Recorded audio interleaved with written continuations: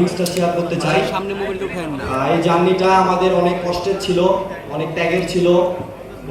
আপনারা হয়তো জানেন আমরা ঈদের দিন এখান থেকে যাই, ফ্যামিলিকে ছাড়া আমরা ঈদ উদযাপন করি। এবং আমি দেশ থেকে যাওয়ার আগে বলছিলাম যে এই ট্রফিটা নিয়ে দেশে ঈদের মতো উদযাপন করতে চাই, এবং আমরা সেটাতে সফল হয়েছি। আল্লাহ আমাদেরকে দিছে সেই ট্রফিটা।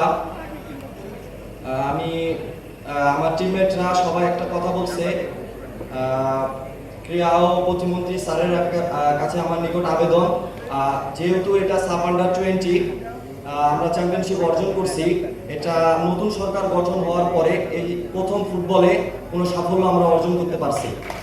তো আমার টিমমেটরে একটা কথা সবাই আমাকে বলছে, আমরা যেন এই ট্রফিটা প্রধানমন্ত্রীর হাতে তুলে দিতে পারি।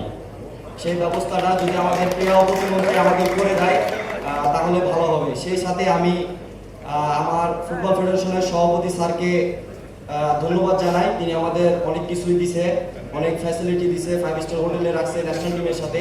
কিন্তু আমার টিমমেটরা তার কাছ থেকে আরও অনেক কিছু আশা করতেছে।